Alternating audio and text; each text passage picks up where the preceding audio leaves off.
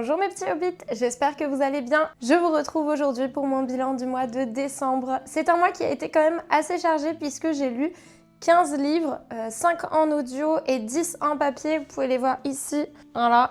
Ça a été un mois assez complet, j'ai lu beaucoup de livres, notamment puisque je voulais atteindre les 100 lectures cette année. Donc il y a quelques livres, vous allez voir, qui sont assez petits, mais dans l'ensemble, j'ai quand même pas trop triché. Comme il va y en avoir beaucoup, là, je vais commencer directement, je vais pas beaucoup plus parler pour cette intro. Je vais commencer avec Liaison dangereuse de Pierre Choderlos de Laclos. Je l'ai lu sur plusieurs mois, je crois que je l'ai commencé, je sais plus si c'est en octobre ou en novembre, puisque je voulais absolument le lire avant de regarder la série Merteuil qui vient de sortir sur Canal+, qui est une série française et qui est inspirée justement de ce roman.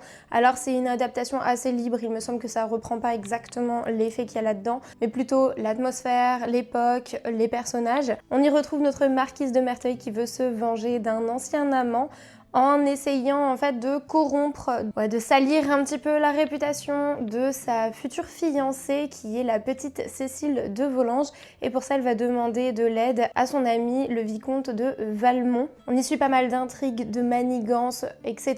dans une société du XVIIIe siècle, ce qui est assez plaisant, et c'est un roman épistolaire, c'est-à-dire que l'on va suivre les lettres que s'échangent justement ces différents personnages. Ce côté lettres justement j'ai beaucoup aimé puisque ça donnait un petit peu de dynamisme au roman, on pouvait s'arrêter un petit peu quand on voulait, ça structure en fait pas mal le roman, mais au bout d'un moment je l'ai trouvé un petit peu lassant, puisque comme ce sont que des lettres, on n'a que ce que les personnages veulent dire aux autres personnages, ce qui fait qu'on est un peu dans le flou sur ce qu'ils pensent vraiment, sur ce qu'ils ont vraiment fait. On sait jamais vraiment si c'est la vérité, c'est pas factuel, c'est vraiment que du raconté. Ce qui fait que voilà, c'est un petit peu lassant. Il y a aussi ce côté je t'aime, moi non plus sur la plupart des lettres, puisqu'au final il y a quand même peu de personnages. Moi je pensais qu'il allait en avoir beaucoup plus, ce qui fait qu'en fait on a un petit ventre mou au milieu du récit. Par contre la fin je la trouve assez intéressante. Là on reprend un petit peu plus du poil de la bête, ça va un petit peu plus vite, il y a plus d'intrigue. C'est quand même un roman que j'ai beaucoup apprécié, notamment pour ses personnages, mais on va dire que ça manquait un peu de rebondissement, peut-être parce qu'on est un peu dans le flou par rapport à ce roman, puisque Pierre Choderlos de Laclos en fait il clame que ce sont des vraies lettres qui ont été échangées entre de vraies personnes, que en fait il a pas changé grand chose, il a juste sélectionné les lettres qui étaient les plus intéressantes. Il dit que ce sont de vrais événements qui se sont passés avec des vraies personnes, sauf que bon, on nous dit dès le début du roman que par rapport à tout ce qui s'y passe, par rapport à la société de l'époque, c'est vraiment très très peu probable que ce soit vraiment des personnes qui existaient. Mais comme il veut garder ce côté, on ne sait pas trop, on va dire que à la fin, au niveau de l'épilogue, enfin justement il n'y a pas d'épilogue, à la fin on est un peu sur notre fin justement, on aimerait bien savoir un petit peu comment ça se conclut. Donc voilà, je suis un peu mitigée par rapport à ce roman sur certains points, mais je l'ai quand même beaucoup apprécié et c'était une très bonne lecture. Par contre au niveau du texte, là on est sur un langage qui est quand même assez soutenu, on est sur certaines tournures de phrases qui sont un petit peu alambiquées, il faut s'y attendre. Je lisais généralement ce roman en première partie de soirée, justement au moment où mon cerveau était le plus apte, on va dire, à réfléchir, où j'étais le plus concentrée, et après je passais sur des lectures un petit peu plus simples. Et voilà pour ce premier roman que j'ai lu dans ce mois de décembre. Ensuite, j'ai continué avec la saga ACOTAR et j'ai lu Un palais de cendres et de ruines de Sarah J. Maas. Donc ça, c'est le tome 3. Donc j'ai lu le tome 1 et le tome 2 dans l'année, et là je voulais continuer avec cette saga puisque justement c'est une lecture que je trouve assez facile, ça se fait plutôt bien, et je voulais les lire tant que j'avais encore l'histoire dans la tête, que je connaissais bien les tenants, les aboutissants, les intrigues, les personnages, tout ça. Donc je me suis dit, allez, tant qu'à faire, on va les continuer. Et ce tome-là, alors c'est pas mon préféré, mais c'est une bonne conclusion. Le début est très intéressant, c'était cette partie qui m'intriguait le plus, puisqu'on terminait le tome 2 avec un petit cliffhanger quand même. Et après, on a un petit ventre mou quand même, on a quelque chose qui prend son temps, qui est un peu plus contemplatif, on est sur vraiment le calme avant la tempête. Et par contre, la fin, là, c'est un petit peu plus actif, il se passe plus de choses. Donc, ce roman m'a quand même plutôt plu, mais c'est pas mon préféré de la saga. Pour l'instant, ça reste le tome 2, mon préféré. Pour vous faire un petit résumé très rapide de la saga ACOTAR, donc du tome 1, même si je pense que tout le monde connaît. On est sur Fer, donc qui est une humaine qui a beaucoup de mal en fait à passer l'hiver. Elle et sa famille ont eu des problèmes financiers, ce qui fait que ils sont presque au bord de la famine et donc elle va chasser et quand elle chasse elle va tuer un loup, sauf qu'en fait ce n'était pas un loup, c'était un faé et le grand seigneur de la cour du printemps qui était justement le grand seigneur de ce faé va venir réclamer son dû et en fait il va la prendre captive dans son royaume et il va s'en suivre plein de choses par rapport à ce royaume de fées. Donc c'est une saga que je trouve très sympa. Alors on voit que c'est clairement pas non plus la lecture de l'année dans le sens où c'est pas une écriture qui est incroyable, on n'est pas sur quelque chose de vraiment ultra original comme il peut se faire maintenant. Cependant, je ne sais pas comment elle fait Sarah J. Maas, mais je trouve qu'il y a un côté vraiment très addictif, un côté un peu plaisir coupable, où même si on sait que les personnages sont un peu caricaturaux, que l'histoire est un peu tirée par les cheveux, que c'est pas de la grande littérature, je trouve qu'il y a un goût de reviens-y, on a envie en fait de continuer cette lecture, les personnages nous intéressent tout particulièrement, enfin vraiment, non je spoil pas, mais en tout cas les personnages, on les adore et vraiment je sais pas, j'arrive pas à savoir ce qui se passe dans notre cerveau pour que ça fasse ça, mais c'est un peu mystique et j'adore. Franchement, j'aime beaucoup. Le tome 3, comme je vous disais, c'est pas mon préféré par rapport à tout ce que je vous disais, donc toute cette partie un peu molle au milieu, mais je conseille quand même la saga, je peux pas dire le contraire, je l'ai quand même beaucoup appréciée. Et donc ça a été ma deuxième lecture de ce mois de décembre. On est sur quand même des bons pavés parce que celui-ci fait 700 pages. On dirait pas comme ça, ils paraissent pas très gros, mais en fait ils sont assez lourds et les pages sont assez fines. Ce qui fait que voilà, on a quand même 700 pages, donc pas négligé, mais ça se lit vraiment ultra facilement. Ensuite, j'ai lu en lecture audio Cinder de Marissa Meyer, donc qui est le premier tome des Chroniques lunaires. Je les ai en papier, mais j'ai décidé de les écouter en fait en lecture audio puisqu'ils étaient disponibles sur Nextory et que je me suis dit que j'ai tellement de livres déjà à lire en version papier. Et vraiment, j'ai été très agréablement surpris. J'ai vraiment adoré ce roman. Pour vous parler un petit peu de ce premier tome de cette saga, nous sommes sur une réécriture de Cendrillon mais en version science-fiction. Nous y suivons Cinder qui est une jeune cyborg qui a été adoptée et qui vit dans la région de New Beijing. J'y arrivais. Et Cinder, elle est mécanicienne pour pouvoir gagner un petit peu d'argent pour nourrir justement sa famille adoptive. Sachant que aussi dans cette ville et notamment dans le monde entier, il y a une épidémie qui se répand, une épidémie mortelle. Et sa vie va basculer le jour où le prince Kai va passer le pas de sa porte pour lui demander de réparer son androïde. Donc nous sommes sur une réécriture de conte qui est vraiment très bien maîtrisée je trouve puisque les rapports avec justement le conte de Cendrillon sont présents mais en même temps ça va, c'est assez subtil, c'est pas genre comme un cheveu sur la soupe où on se dit ouais c'est là juste vraiment pour le fanservice. Je trouve que c'est habilement amené. On est sur un roman qui est quand même jeunesse puisque ce qui est bien c'est qu'il n'y a pas de scène explicite, il n'y a pas d'action trop violente mais en même temps on n'est pas sur quelque chose d'infantilisant, c'est-à-dire qu'il y a vraiment des événements qui se passent, il y a tout un univers qui est quand même vachement bien construit, qui est assez complexe mine de rien, même s'il est facile à comprendre, ce qui fait que vraiment j'ai beaucoup apprécié ce premier tome, je le trouve vraiment immersif et la science-fiction, c'est vrai que j'en lis peu et je trouve qu'il était vraiment très bien. Je le conseillerais donc à tout adolescent qui veut commencer et se lancer dans de la science-fiction puisqu'il est très sympa avec le côté réécriture de contes et vraiment il se passe beaucoup de choses et notamment on termine sur un cliffhanger ce premier tome. Il est assez prévisible mais en même temps il est assez intriguant pour la suite de cette saga donc vraiment une valeur sûre, c'était trop bien. Dans cette saga il y a 4 tomes et un petit préquel sur la vie de la reine Levana et il y a également il me semble un recueil de nouvelles qui là est pour la suite, donc après le tome 4. Ensuite en lecture audio j'ai lu Un cœur pour Noël de Sophie Jomain. Donc là c'est un roman calendrier de l'Avent, je sais pas si vous voyez mais en gros on est censé lire un livre par jour et notamment dans ce livre-là, chaque chapitre correspond justement au jour. Donc le premier chapitre, c'est vraiment pour le 1er décembre, le deuxième chapitre le 2e décembre, etc.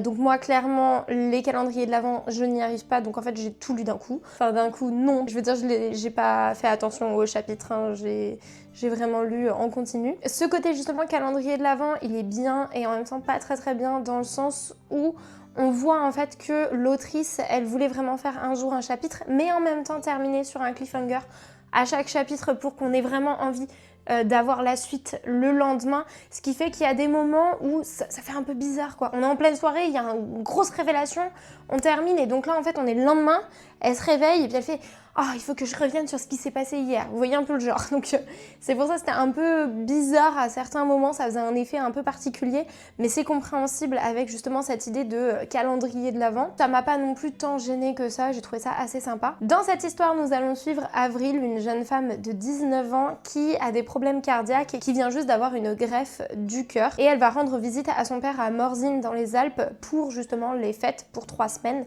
Pendant la période de Noël. Et elle va retomber sur Augustin qui est le frère de sa meilleure amie, qui est également un moniteur de ski charmant mais en même temps un petit peu casse-cou, sauf que elle, avec sa greffe de cœur, elle fait très attention à tout ce qui lui arrive, donc notamment à ce qu'elle va manger, ce qu'elle va boire, les activités qu'elle va faire.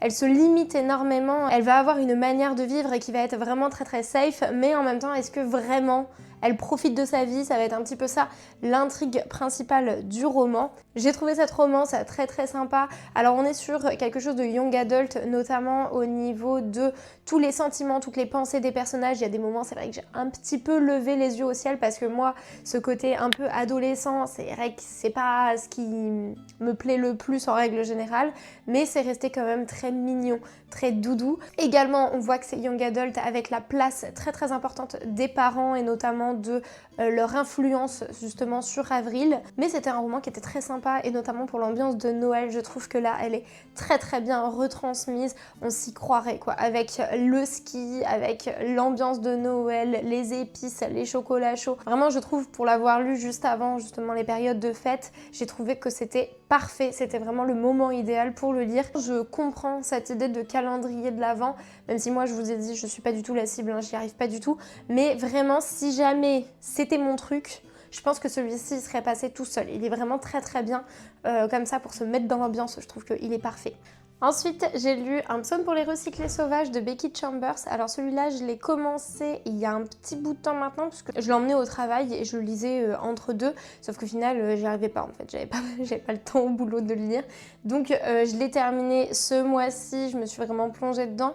Il est tout petit, il fait 130 pages, il se lit très facilement. Dedans, on est dans un genre de dystopie au final, puisqu'on est dans un monde un petit peu futuriste, où on a décidé de revenir beaucoup plus à la nature, de revenir un petit peu au calme, et notamment tous les robots ont été libérés. En fait, ils ont pu faire leur vie comme ils le souhaitaient. On va y suivre Frère Dex, qui est une personne non binaire. D'ailleurs, je suis vraiment désolée, mais il y a de grandes chances pour que je me trompe et que je dise elle au lieu de yel. Je préfère vous prévenir dès maintenant. Justement, ce roman, il est écrit avec le pronom yel, ce qui est un petit peu perturbant au début, mais en même temps, c'est assez rafraîchissant. Enfin, c'est le premier que je lis comme ça, donc c'est assez rigolo en fait à lire.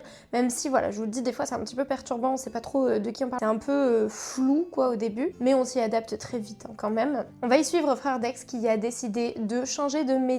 Et Yel veut devenir moine de thé. Alors qu'est-ce que c'est qu'un moine de thé? En fait, c'est quelqu'un qui va être itinérant et qui va se balader de village en village comme ça, avec sa petite roulotte, ses petites tasses de thé, et qui va permettre aux gens de raconter leur vie, d'être écoutés en fait, et d'avoir des conseils justement de ce moine de thé. Yel va décider de faire ça au cours de son petit périple. Yel va tomber sur un robot et c'est la première fois qu'un humain va revoir un robot depuis des années et des années. Et en fait, ce robot va lui poser une question très simple, c'est de quoi ont besoin les humains à l'heure actuelle? Et ça va comme ça permettre toute une petite discussion, tout un petit questionnement philosophique en fait autour du besoin humain et autour de vraiment notre société de consommation, etc. Et j'ai trouvé ça très intéressant.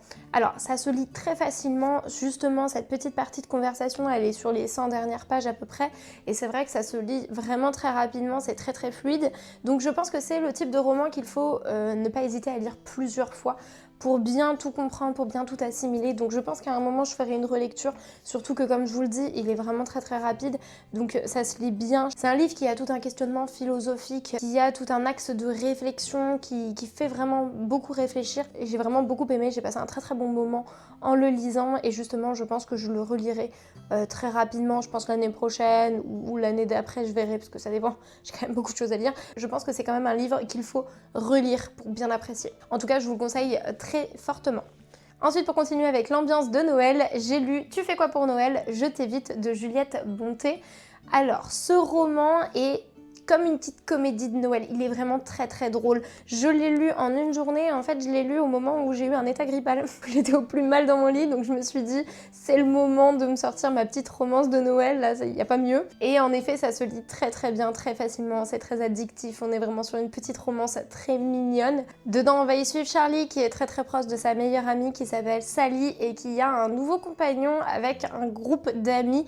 Et dans ce groupe d'amis, il y a notamment Blade, qu'elle ne peut pas voir. Vraiment, elle peut pas le saquer. Sauf qu'il y a autre chose qu'elle ne peut pas voir, c'est Noël. Et tout ce groupe d'amis va décider de partir en vacances justement pour la période de Noël. Alors elle est un peu contrainte de les accompagner. Ils décident de tirer au sort une destination et celle qui a été choisie, c'est celle de Blade. Sauf que Blade, comme il voulait encore embêter notre Charlie, il a décidé de choisir la Laponie. Donc ils se retrouvent tous au pays du Père Noël pour les fêtes de Noël. Donc elle est ravie notre Charlie, puisque c'est un Grinch, je vous rappelle. On va avoir comme ça toute une petite histoire d'enemies to lovers avec une petite comédie de Noël. Donc je l'ai trouvé très sympathique, bourré d'humour, vraiment c'était très drôle, j'ai beaucoup rigolé. Parce qu'au début ils se font vraiment pas de cadeaux, ils vont faire des petits plans en fait pour s'embêter l'un l'autre, c'est vraiment très drôle. L'évolution de leur couple elle se fait vraiment bien, c'est assez fluide je trouve, ça m'a pas trop surpris parce que des fois c'est vrai que les enemies to lovers c'est soit tiré un peu par les cheveux, bon. Au niveau de pourquoi ils sont enemies à la base, je trouve que c'est un peu tiré par les cheveux en effet, mais je trouve que les événements se mettent bien en place, enfin ça s'enchaîne plutôt bien pour qu'on arrive vraiment à une romance, donc ça m'a plutôt bien plu. Par contre, si j'ai une petite critique à faire, je dirais que c'est que je n'étais pas totalement impliquée dans Noël par rapport aux autres romances de Noël que j'ai pu écouter ou lire. Je trouve que là c'était un peu plus en surface. Donc on était en Laponie, on avait tous les éléments en fait qui peuvent nous faire penser à Noël, qui nous donnent justement cette petite ambiance de fête. Et en même temps je trouve que j'étais pas dans la vibe. En fait ils sont énoncés, mais c'est pas immersif. Je sais pas comment expliquer, mais on pourrait penser qu'avec tous ces éléments là, on est vraiment dans l'ambiance Noël. Mais je trouve que c'était pas tant immersif que ça, qu'on n'était pas tant dans l'ambiance de Noël que ça. C'est ça qui fait que ce roman est pas non plus un coup de cœur, que c'est pas incroyable, que j'ai pas adoré non plus, mais c'était une très bonne petite romance. Je les ai trouvés très attachants, les personnages sont plutôt bien construits, vraiment très doudou, très sympa, vraiment très cool. Ensuite, j'ai écouté en lecture audio People We Meet on Vacation de Emily Henry. Alors, je partais plutôt mal avec ce roman puisque j'avais lu qu'un seul livre d'Emily Henry qui était Happy Place et que je n'avais vraiment pas beaucoup apprécié. Et on est sur un Friends to Lovers qui est vraiment pas ma tasse de thé à la base. Enfin, c'est un trope qui me plaît pas particulièrement puisque je trouve que dans un sens, ça peut inciter à croire qu'une amitié homme-femme, en fait, ça ne peut pas exister. Et généralement, le moment où ils tombent amoureux, ça tombe un peu comme un cheveu sur la soupe. Enfin, c'est vraiment d'un moment à l'autre, ils tombent amoureux. Je trouve que c'est un peu, voilà, c'est un peu surfait.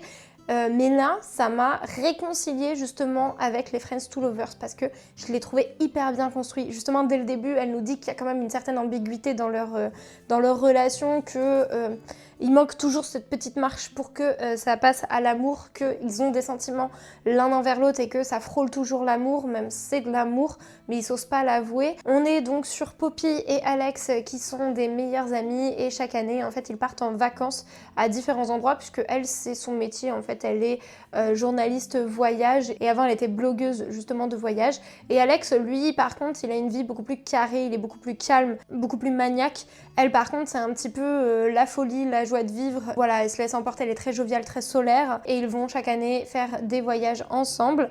Et donc on a deux timelines puisqu'au tout début, on commence avec cette relation qui s'est un peu essoufflée. Ça fait 2 ans en fait qu'ils ne se parlent plus et elle veut relancer un petit peu la machine et réorganiser un voyage tous les deux. Donc on suit cette timeline du présent, donc on est avec une amitié qui s'est un peu effritée, on est avec une problématique, on nous dit qu'il s'est passé quelque chose mais on ne sait pas exactement quoi, et on a une timeline dans le passé où on revoit en fait chaque année chacun de leurs voyages et comment leur relation a évolué.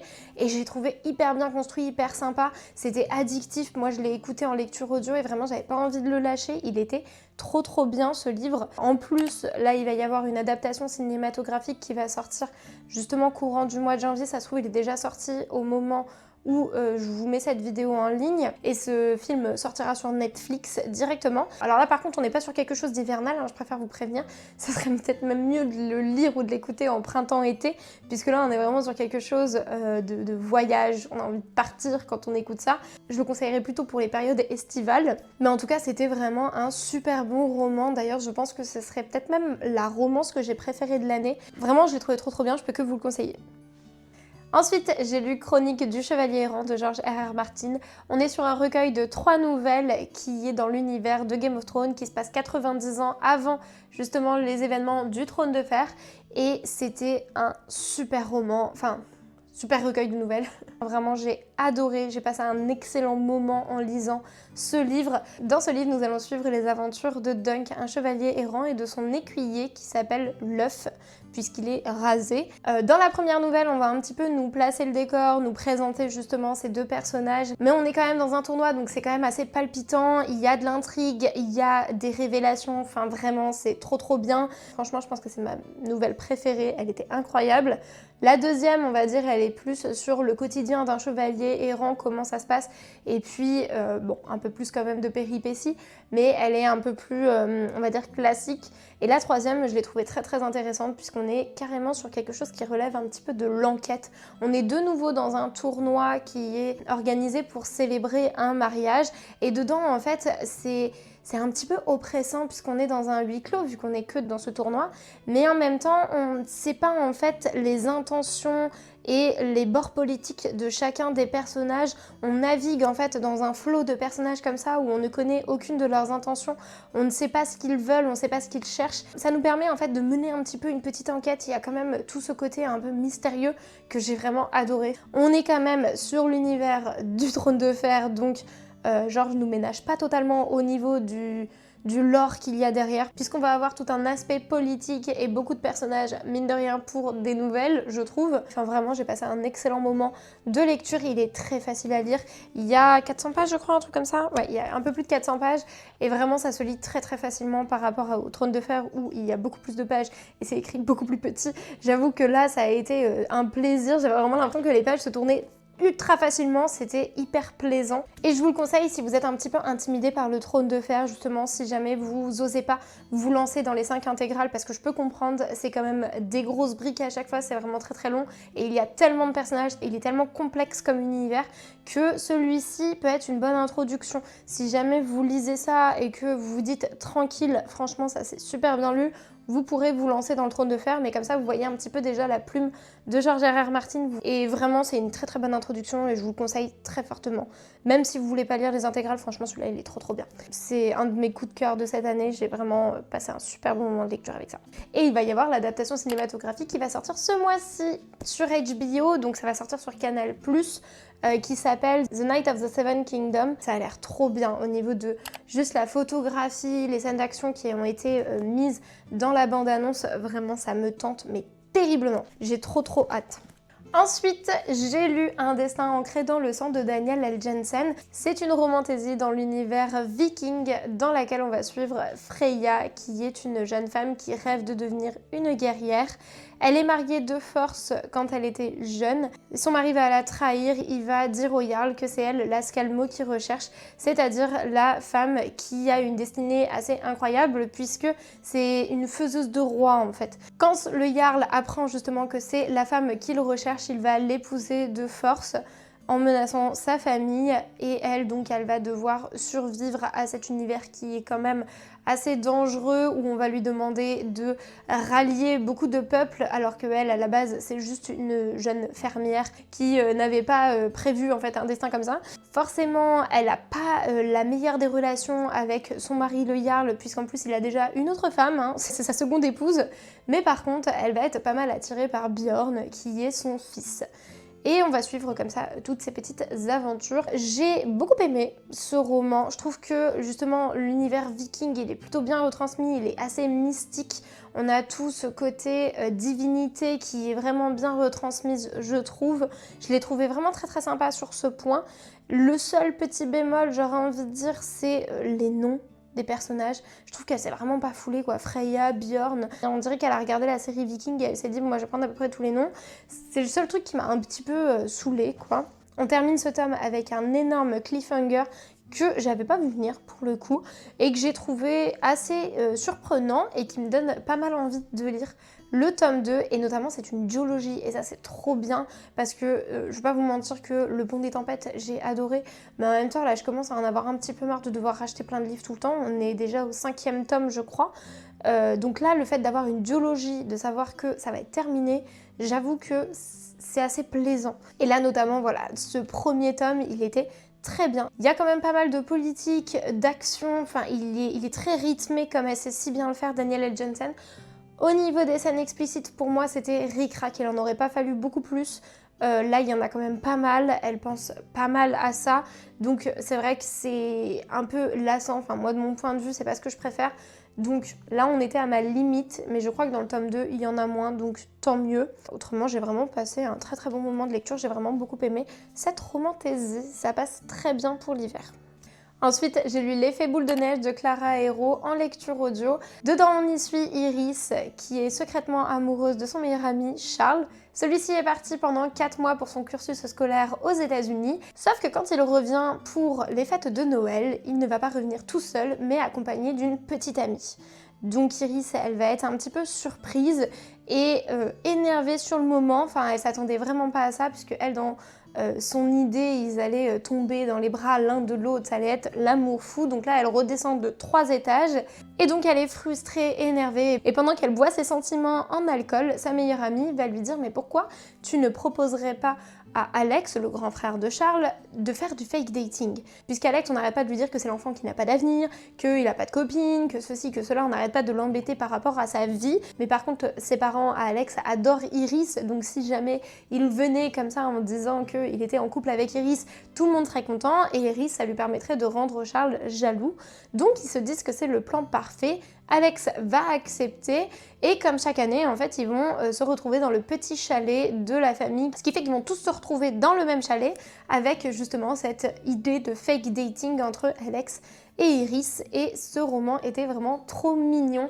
Il y avait pareil, pas mal de scènes drôles, il y avait beaucoup de sentiments, c'était vraiment très bien amené. Il était doudou comme il faut, avec cette ambiance de Noël qui était très bien retransmise. Donc il y a quand même 2 ou 3 scènes explicites, donc c'est pas pour moi un young adult, mais plutôt un new adult, puisque voilà, faut pas le mettre non plus dans toutes les mains. Mais c'était quand même très bien. Vers la fin, il y a quand même un peu de drama que j'ai trouvé un peu trop, mais il y avait quand même quelques petits indices qui étaient disséminés tout au long du roman pour nous permettre de mieux l'appréhender, de mieux le comprendre. Mais voilà, j'ai trouvé que c'était un petit peu pas nécessaire de mon point de vue, mais en tout cas c'était vraiment trop bien, c'était une très bonne lecture, j'ai vraiment beaucoup apprécié. Et le dernier livre audio que j'ai écouté ce mois-ci, c'est Moi qui n'ai pas connu les hommes de Jacqueline Hartmann. Dans ce roman, nous allons suivre 40 femmes qui ont été enfermées dans une cave et qui sont surveillées. Elles ne savent pas pourquoi elles sont là, depuis quand elles sont là, ce qui se passe à l'extérieur. Et un jour, les gardes en fait vont partir, ils vont les laisser et elles vont pouvoir sortir de cette cave. Et on va suivre justement la découverte du monde extérieur à travers les yeux de la plus jeune des détenues, des femmes qui étaient enfermées. Elle n'a jamais rien connu d'autre puisqu'elle a été élevée dans cette cave. Elle n'a jamais fréquenté d'hommes, elle n'a jamais vu ce qu'était vraiment la vie à l'extérieur. Elle n'a eu aucune éducation, voilà, elle fait ce qu'elle peut en fait dans ce monde. Et donc ainsi on va suivre vraiment tout au long de sa vie ce qu'elle va ressentir, ce qu'elle va vivre, comment elle va essayer d'évoluer dans ce monde qui lui est inconnu et qui a complètement changé. Et comme on n'est que dans ses pensées, on est à la première personne, en fait on va très peu en découvrir sur ce monde. On va vraiment avoir que ce qu'elle en apprend, ce qu'elle ressent, ce qui fait qu'on est sur une écriture qui est assez froide, assez factuelle, mais ce qui rend le récit en fait encore plus immersif. J'ai vraiment beaucoup apprécié, ça a été très surprenant en fait cette lecture. Cette lecture a été surprenante et en même temps un petit peu dérangeante puisque comme on n'a que son point de vue, on est vraiment frustré de ne pas découvrir plus sur ce monde, savoir ce qui s'est passé, comment ça se fait qu'elle soit enfermée comme ça. Enfin, il y a plein d'éléments en fait qui sont sans réponse et c'est frustrant et en même temps compréhensible puisqu'on est vraiment à la place de cette jeune femme. Et j'ai trouvé ça vraiment très intéressant, très bien tourné. Ouais, une dystopie vraiment particulière, mais qui mérite d'être lu. Il fait vraiment beaucoup réfléchir sur la différence entre survivre et vivre, ce qui implique en fait notre liberté, mais aussi tout en fait notre confort que l'on prend pour acquis, mais qui ne l'est pas forcément.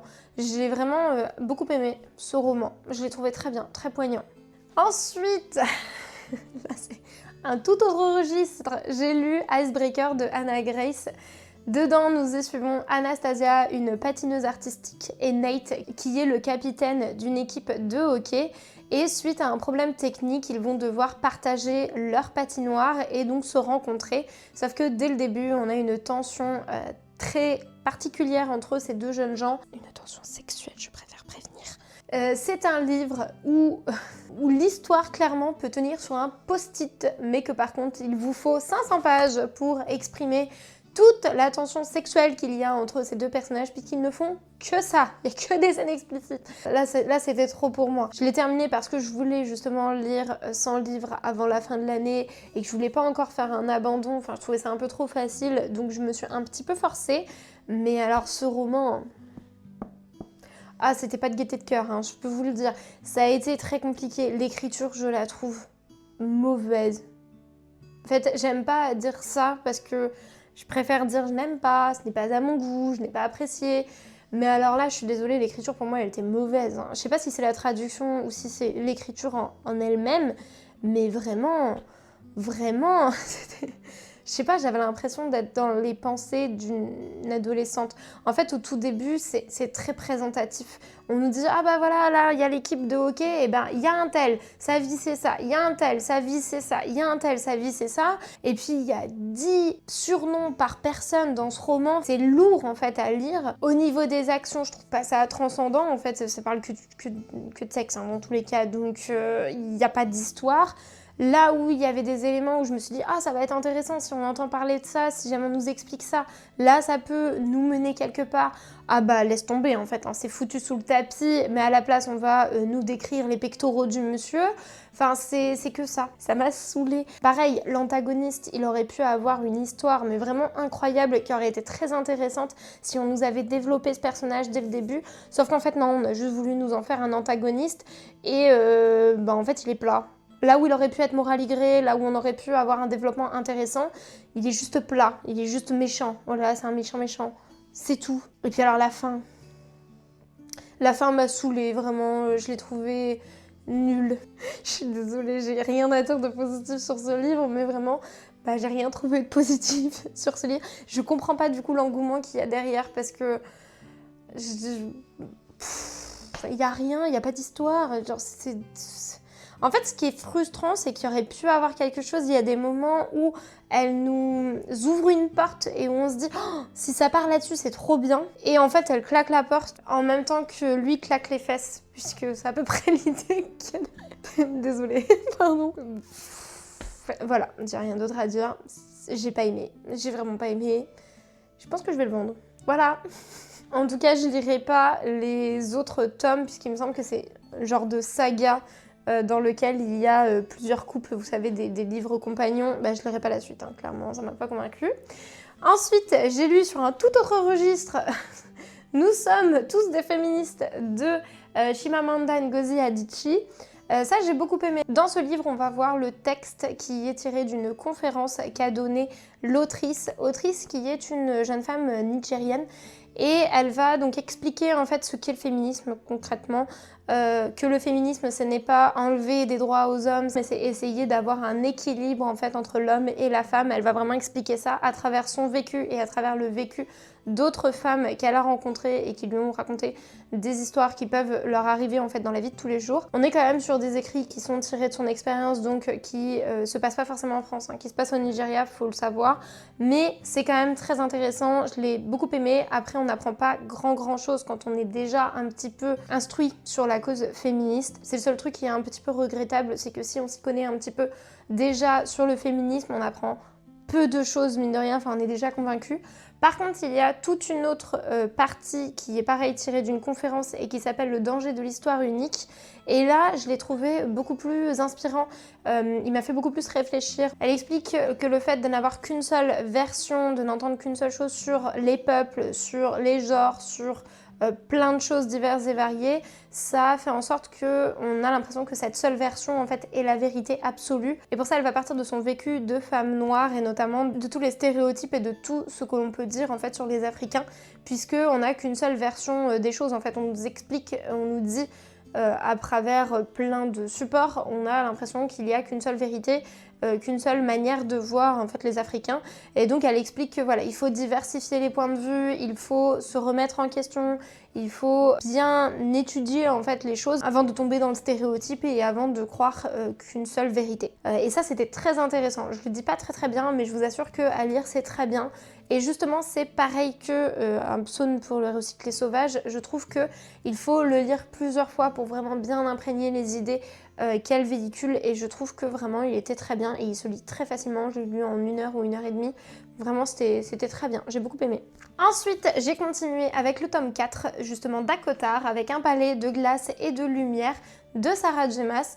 Alors celui-ci, il est beaucoup plus court que les autres romans, puisque là on est sur 300 pages par rapport aux autres où je vous disais que c'était 700 pages. Et celui-ci, il est très transitif en fait. On est vraiment à la fin des événements du tome 3, c'est un peu comme un gros épilogue je trouve. On apprend quelques petites subtilités sur la vie antérieure de certains personnages qui étaient des personnages secondaires et on comprend bien qu'ils vont peut-être avoir une place un peu plus importante dans le 5e tome. Et on va aussi avoir tout ce côté Noël puisqu'on va fêter le solstice d'hiver dans ce roman. Donc on a ce côté cadeau, donc c'est vrai que c'est la bonne période pour le lire. Mais je le trouve un peu creux en fait, il se passe pas grand chose. Il n'y a pas d'événement très important en fait pour l'histoire complète, pour la saga. Ce qui fait que c'est celui que j'ai le moins aimé, je le trouve un peu oubliable. Il est pas horrible, mais je vois pas trop l'intérêt quoi. C'était pas transcendant. Pour moi, là, on peut s'arrêter au tome 3 pour l'instant, c'est pas grave. Donc on verra avec le 5e tome quand je le lirai. Il se lit bien, il est très rapide à lire, très facile à lire. Et pour finir, le dernier livre que j'ai lu cette année, c'est un petit livre jeunesse, puisque comme je vous disais, je voulais arriver aux 100 livres dans l'année 2025. Donc il fallait absolument que je me trouve un livre à lire le 31 décembre, donc hier, puisqu'on est le 1er janvier, le jour où je tourne cette vidéo. Donc j'ai décidé de lire La mécanique du diable de Philippe Pullman, puisque Philippe Pullman est quand même un écrivain assez connu. Il a fait La Croisée des mondes, que j'ai dans ma bibliothèque mais que je n'ai jamais lu, et je voulais voilà comme ça avoir un petit aperçu de son écriture avant de me lancer dans des romans un petit peu plus complets. Puisqu'il faut que je lise, je sais que je vais pas le lire immédiatement à La Croisée des mondes, mais en tout cas voilà, ça me donnait un petit aperçu. En plus c'est un livre que j'ai emprunté, que j'ai piqué dans la bibliothèque de mon frère chez mes parents, puisque lui a dû le lire au collège. Et j'ai trouvé ça trop bien en vrai, c'est un petit conte un peu sympa, on va y suivre un horloger et son apprenti Karl qui doit construire un automate pour orner l'horloge de la ville, et c'est un événement qui est très important justement pour tout le village. Il y a beaucoup de personnes qui se déplacent pour pouvoir voir cet automate pour la première fois. Sauf qu'en fait, notre Karl, l'apprenti, il est clairement feignant et il a rien fait. C'est le lendemain, mais il est pas prêt. Donc lui, il va aller se morfondre dans la taverne du coin et il va écouter le conteur du village qui chaque jour va dire une petite histoire. Sauf que lui, il est pas mieux, puisque ce jour-là, il n'a pas la fin de son histoire. Donc il commence quand même à raconter l'histoire, et au moment où il introduit un personnage un petit peu mystérieux, un peu inquiétant, et ben ce personnage va passer la porte de cette taverne en chair et en os. Je vous en dis pas plus, mais voilà, ça vous plante un petit peu le décor de ce conte un petit peu gothique, un petit peu inquiétant, et qui est très efficace puisqu'il se passe en 85 pages, mais en même temps, genre, on est embarqué dedans. Il est vraiment très très bien. Et notamment, il y a quelques petites illustrations et quelques petites explications. Donc par exemple ici, vous voyez, on a une petite illustration et en dessous on va avoir quelques petits axes de réflexion ou alors des petites explications sur le contexte, sur la sémantique, ce genre de choses. Et je trouvais ça très sympa, enfin ça nous sort pas totalement du truc, mais en même temps ça nous apporte des petites morales, des petits axes de réflexion qui sont très intéressants. Donc j'ai beaucoup aimé ce petit roman, vraiment je le trouve très chouette, et en lecture jeunesse vraiment je le recommande énormément. Moi qui suis pas très jeunesse, j'avoue que celui-là il m'a vraiment plu et ça m'a donné encore plus envie de lire un peu plus de jeunesse. Donc voilà, trop bien. Et voilà, on en a terminé avec ce bilan du mois de décembre. Je vous ai enfin présenté les 15 livres que j'ai lus ce mois-ci. Je suis quand même assez satisfaite parce que 15 livres en un mois, c'est pas rien. Après, bon, c'est ma période préférée pour lire, j'avoue. Généralement, au moment des fêtes, j'enchaîne les livres, je les mange comme ça. Il y en a qui mangent du foie gras, moi, c'est les livres. J'avoue que c'est une période où vraiment je me déchaîne. Je lis beaucoup plus que le reste de l'année. Et là, vraiment, j'ai passé un très très bon mois de lecture. J'ai eu beaucoup de coups de cœur. Enfin, vraiment, j'ai eu j'ai eu Icebreaker quand même. J'allais dire, j'ai eu pas du tout de mécontentement, mais si. J'ai quand même passé un très très bon mois de lecture. J'ai vraiment apprécié. J'espère que cette vidéo vous aura plu. Si vous avez lu certains de ces livres ou si vous comptez les lire, n'hésitez pas à me le dire en commentaire. N'hésitez pas également à vous abonner et à liker la vidéo. Et je vous retrouve très prochainement pour une nouvelle vidéo. Ciao les hobbits joufflus et bonne année!